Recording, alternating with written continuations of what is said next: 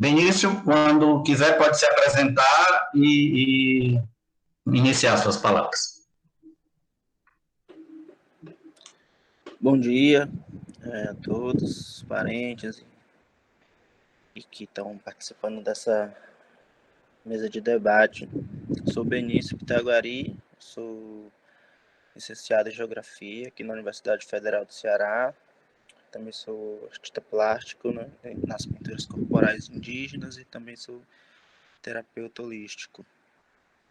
E gostaria de agradecer o convite de estar participando, né, para participar dessa mesa redonda, com essa discussão tão importante. E também já dizer que as palavras do parente Guarani já falou metade das coisas que eu iria falar, e porque eu acho que a gente pensa, os povos indígenas pensam da mesma maneira quando se trata da nossa mãe natureza, né, da nossa mãe Tamaim. E vamos direcionar um pouco as perguntas para tentar fazer uma reflexão e talvez até uma crítica, né, de como que a gente pensa a educação hoje, né, no Brasil, em relação ao meio ambiente e também às culturas indígenas, né, ainda com a visão de tantos preconceitos e estereótipos sobre os povos indígenas, e como esses preconceitos contribuem, né, para uma não preservação ou uma não conservação do meio ambiente e também uma não valorização das culturas indígenas no território nacional. Quando a gente pensa em relação a essa primeira pergunta, qual o papel das comunidades indígenas no câmbio de pensamento sobre a preservação ambiental, a gente primeiro tem que pensar em que câmbio é esse, né? E se realmente é um câmbio ou se é uma guerra, né? Ou se é um debate. Será que a gente está trocando, né? O câmbio vem dessa palavra cambiar, né? Que é trocar. Será que a gente realmente está trocando pensamentos entre pensamentos indígenas e pensamentos não indígenas? Ou será que a gente está diariamente fazendo embates, né, sobre essas questões?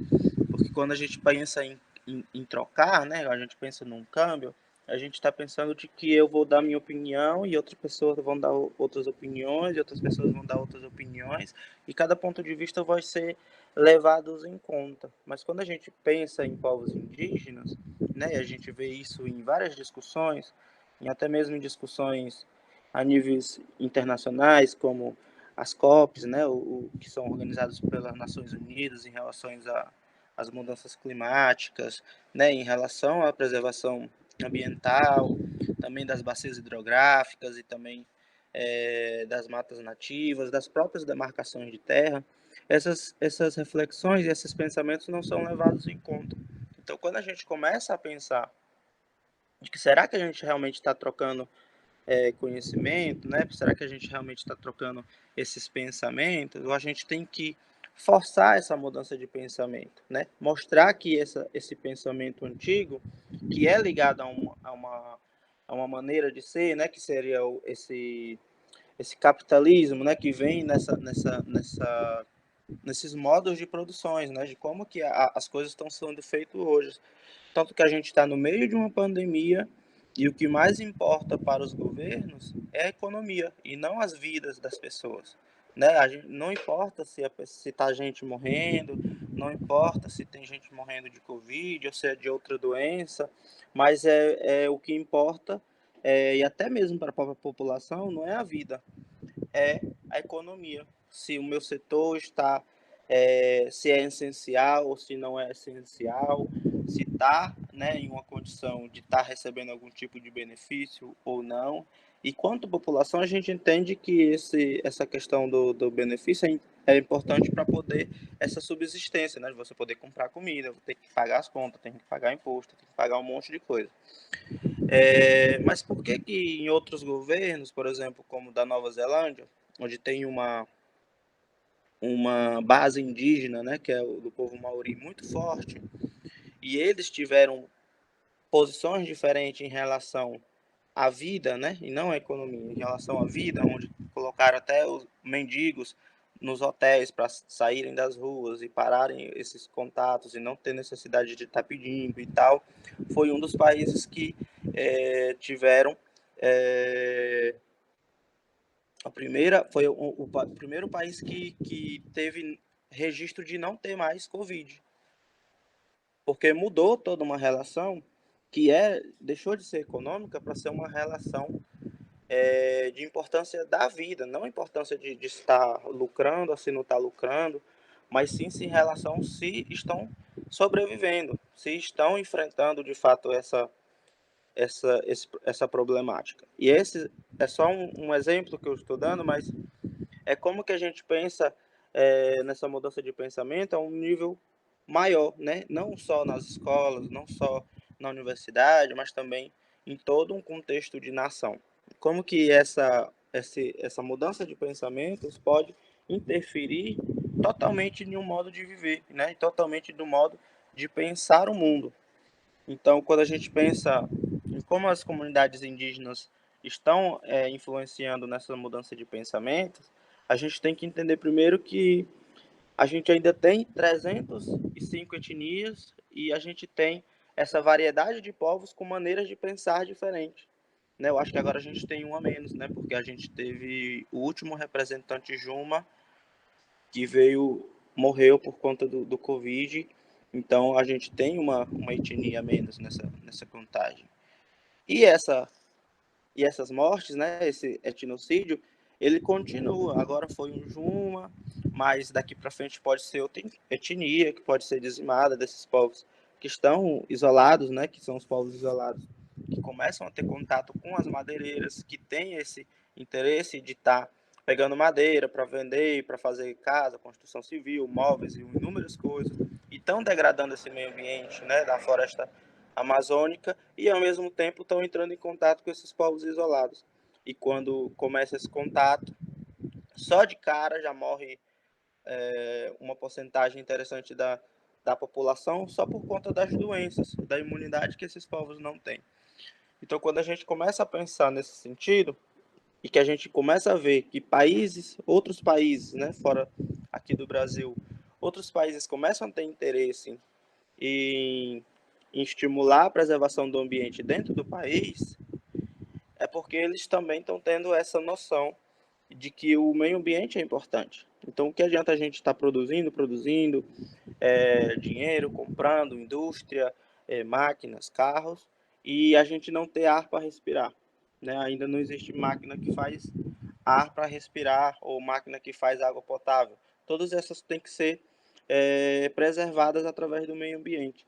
Então, quando a gente começa a pensar nesse sentido, as comunidades indígenas são grandes escolas que estão ensinando a sociedade a como preservar as suas naturezas, né? E manter essa existência em comunhão, né? Tanto existir natureza quanto existir pessoas. Então, milenarmente, os povos indígenas estão no Brasil e também em toda a América, né? E também todos esses outros povos nativos. Mas não vem essa degradação tão intensa como da Revolução Industrial para cá. Né? A gente, estatisticamente, né, a gente já tem pesquisas que comprovam que desde a Revolução Industrial se estragou mais o ar, buraco na camada de ozônio, queimadas, mudanças na temperatura do planeta, descongelamento de geleiras. Em um período tão curto de tempo, quando a gente pensa em geografia, né, numa idade geológica, num período tão curtinho de tempo, coisas que os povos indígenas, né, os povos nativos, em milhares de anos nunca nem conseguiram, porque há uma mentalidade diferente, né? A gente precisa pegar o que a gente precisa comer, não porque para acumular, mas para subsistência. Então hoje, é como muitos povos já falam, o povo funil é um que fala que a caça deles é a venda do artesanato, porque nas suas aldeias não tem mais caça. E se não tem mais caça, não é porque caçaram demais e hoje não tem. É porque todo o que está ao redor não dá mais condição para existir caça, não dá mais condição para existir natureza. Então a gente tem que comprar água por caminhões-pipa, tem que comprar comida, tem que comprar tudo, porque a própria natureza não se sustenta, não está se sustentando. Mas eles não saem dos seus territórios porque há uma relação que é ancestral, né? Há uma relação que ela está além para o físico, né? Então é como o nosso parente falou, a gente cuida da natureza e a natureza tem que também cuida da gente. E dessa maneira que eles pensam que nesse momento a natureza não está cuidando deles, é o momento que eles têm que cuidar da natureza. Então é nesses momentos que nossos territórios passam por períodos de estiagem muito grande, ou períodos de falta de caça, falta de peixe, falta de água, é que os povos indígenas começam a cuidar, né, também da mãe natureza, para que ela consiga se recuperar, né? Apesar de que se sai todo mundo dali, ela se recupera sozinha, mas também há maneiras de estar em comunhão, né, nesse sentido. Então, quando a gente fala em preservação ambiental, a gente também tem que entender o que é preservação e o que é conservação. Então, quando a gente fala em conservar, numa bem geograficamente falando, né, na geografia, a gente trata a conservação como áreas de conservação onde há a possibilidade de existir a natureza e de forma sustentável também existir vida, né, humana, né, vão estar ali coexistindo de maneira sustentável. E preservação quando a gente tem uma área que não é tocada, né, como as APPs, né, que é as áreas de preservação permanente, são leitos de rio, manguezais e essas outras áreas que são áreas que, no sentido da geografia, não são áreas para se tocar ou para se morar.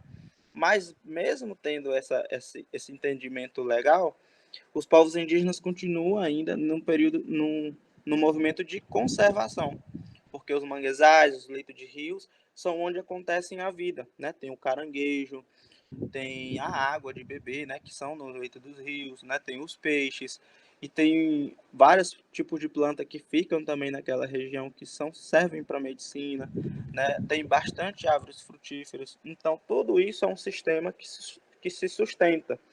E quando a gente pensa isso, entende que a sustentabilidade, ou seja, a conservação do meio ambiente, não é só uma questão de se ter área preservada, mas sim de se ter uma relação que ela é física e espiritual com essas áreas, a gente começa a perceber que os povos indígenas, né, por isso que hoje, como o Daniel falou, as áreas que mais têm natureza preservada são as aldeias indígenas, porque se entende que a natureza não é para estar aqui a gente tem 7 hectares de terra. Vamos derrubar tudo para construir casa. Não. Tem a área que se vive, tem a área que não se toca, tem a área dos encantados, tem a área do plantio. Tudo tem seu lugar, como um sistema que tem que se sustentar, né? Então a gente pensa nessa terra indígena para 7 gerações acima da gente. E essas gerações também têm que pensar da mesma maneira, para que se sustente. Então, quando a gente pensa nos modos que estão acontecendo hoje, né, as legislações ambientais sendo afrouxadas, né, para a boiada passar, como a gente já viu nas reuniões dos ministros, queimadas, o INPE, né, sendo totalmente sucateado, a FUNAI sendo sucateado, o IBAMA sendo sucateado, a gente entende que os nossos governantes atuais não estão pensando em uma maneira de preservar o meio ambiente, apesar de que quando vai para a fala internacional diz que é o país que mais preserva o meio ambiente. Mas, na realidade, a gente que está nos territórios, a gente que está na frente dessas lutas, a gente entende que isso é totalmente uma mentira.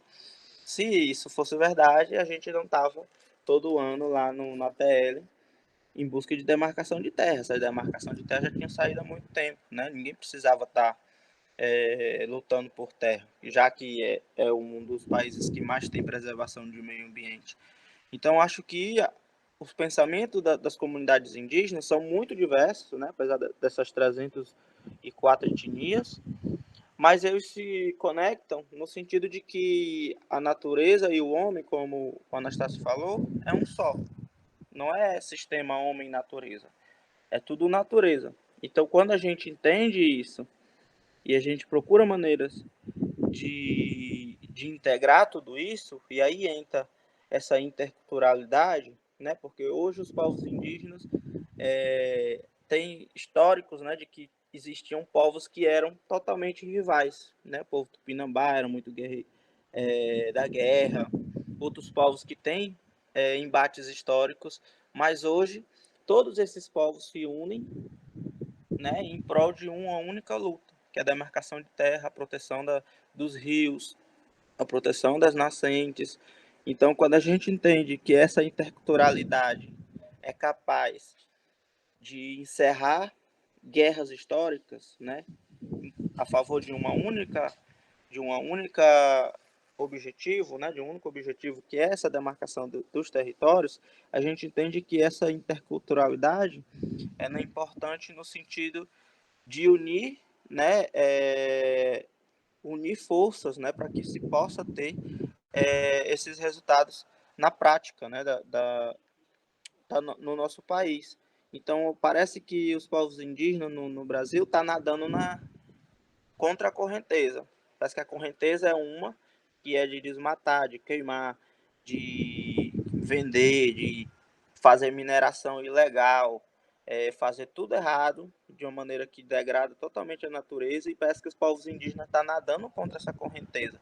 Então, apesar de que todas essas diferenças que são étnicas, né, historicamente étnicas, foram rompidas e houve uma união de povos, né? Hoje a gente tem articulações dos povos indígenas do Brasil, a PIB, né, a própria POINE, né, a FEPOINCE, a FEPOINT, várias outras organizações indígenas que se uniram a favor de uma única causa, em, em nome dessa interculturalidade e em nome também dessa vontade de demarcar esses territórios. Né? Povos que eram nômades passaram a se fixar e a gente começa a entender que essas demarcações de terra são importantes hoje, apesar de muitos povos que eram nômades não terem esses costumes de estar em um único local, né, de estar em uma única região, eles começaram a se fixar para ver se garantem pelo menos um pedaço de terra, porque já se tinha toda uma nação e hoje estão lutando para ter um pedaço de terra. Então, eu acho que a grande diferença das escolas indígenas é trabalhar essa questão desde a base, né? As crianças indígenas têm que aprender desde cedo não só a ser indígenas e não só a ler, não só escrever. Elas têm que aprender desde cedo a vencer, né, esses preconceitos, porque desde crianças, como as crianças aqui na escola indígena, desde criança elas são questionadas se elas são índias mesmo. Ah, vocês são índios mesmo? Ah, vocês moram em Oca? Ah, vocês andam nu? Como assim vocês têm celular, têm internet? Então as crianças desde cedo têm que aprender a debater todos esses estereótipos para mostrar para uma população, né, que não indígena, que são indígenas. Isso não deveria ser assim. Quem é indígena, isso não deveria ser questionado. Era para ser uma razão de ser. Como assim? Ah, por que você é índio? Ah, porque eu nasci índio. Por que eu sou índio? Então não tem que explicar nada. Não, mas hoje há essa explicação. Né? Você tem as crianças de cedinho lá, a gente começava no mês de abril, principalmente, né? Agora não, pandemia não está acontecendo nada, mas no mês de abril a gente recebe escolas de outros lugares da cidade, né? Que são não indígenas. E as crianças vêm e desde cedo minhas priminhas diziam, aquelas crianças parece que não estudam. Elas chegam aqui perguntando coisa que a gente às vezes dá vontade de nem responder, mas aí elas começam a fazer uma autorreflexão de eles estão indo apenas pelo livro, que eles também recebem, né, que a secretaria manda para a escola também. Mas aí o livro diz, os povos indígenas existiam aqui em 1500, dando a entender que não existem mais. Ah, não existe mais? Existiam, não existem mais? Então é a forma que a educação foi instalada no país. Uma forma de que parece que os indígenas não existem mais. E o indígena é aquele que tem o cabelo liso, é que tem a pele cor de canela, é o que tem o olhinho puxadinho, não pode ter barba, não pode ter pelo, né? Todo raspado. Não falo português, só falo tupi, né? De 305 etnias, só se fala uma língua. Então, essa homogeneização faz parte de um grande pacote, né, de estereótipos e de preconceitos que atrasam totalmente o país. Então quando eu tive a oportunidade de ir para a Europa e de ir para o Canadá, e lá eu percebi que há uma relação muito forte da população, né, desses lugares, que é voltada à história do lugar. Né? Um orgulho de conhecer sua história. Ah, a gente teve aqui a gente tem cultura tal, porque antigamente os guerreiros que iam para não sei aonde, não sei o que, tem toda uma história local que é envolvida a esse orgulho de morar ali, né? Tem glórias, né? Ah, teve a guerra de não sei quando, que os guerreiros foram e foram vencedores, e quando voltaram teve essa grande festa e tal, tal, tal. Como lá na Polônia, que eu tive a oportunidade de ir lá no complexo de Auschwitz, e eu achei interessante aquilo, apesar de ser uma coisa muito triste que aconteceu na história, né, com o nazismo, onde se mais matou judeus e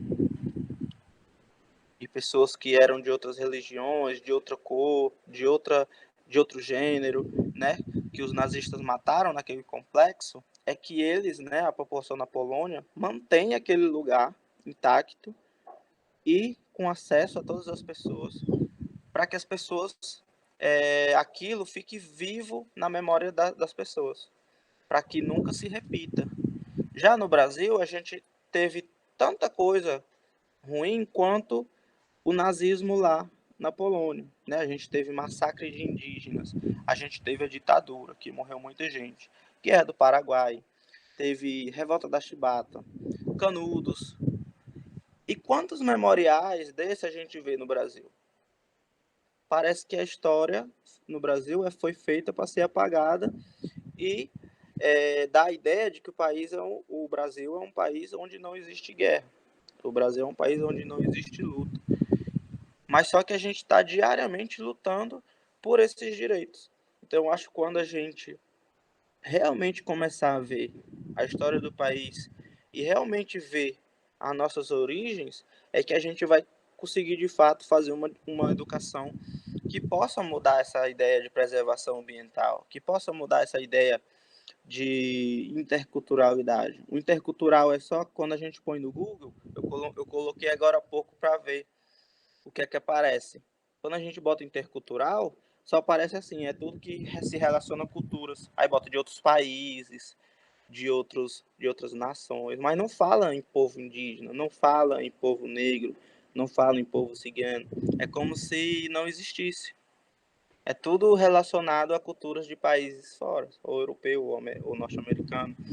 Então, eu acho que para a gente poder, a gente só vai conseguir, hoje, né, no mundo atual que a gente está, das redes, eu acho que a gente só vai conseguir mudar essa ideia de interculturalidade, mudar essa ideia de preservação ambiental, no momento que a gente difundir tanto essa ideia, que quando a gente bote no Google interculturalidade, apareça lá estudo das diferenças culturais, indígenas, religiosas, ciganas, negras e tudo. Porque eu acho que enquanto a gente tem essa ideia que é difundida de que o intercultural é só aquilo que vem de fora, né?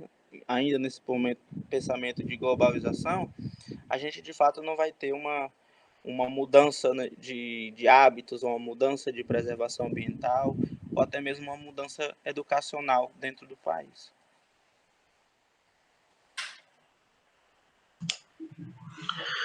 Obrigado, Benício, pelas suas falas. E é realmente isso, é relação à interculturalidade, porque tem uma visão ainda muito ocidentalista, né? Então, a interculturalidade, ela vai, claro que é muito importante e vai ser mudada a partir do momento que a gente deixa essa ideia de interculturalidade funcional e veja desde esse teu ponto de vista agora, que é uma interculturalidade interculturalidade crítica, vendo de uma maneira crítica. E um ponto muito importante que eu gostei da tua fala é exatamente quando tu fala da questão das comunidades indígenas como verdadeiras escolas, para ensinar realmente o que seria essa interculturalidade, o que seria a preservação e conservação. Quando as pessoas passarem a ver as comunidades indígenas como verdadeiras escolas de preservação e conservação ambiental, eu acho que começa a mudar realmente, sim, as mentalidades. Gostei da tua fala.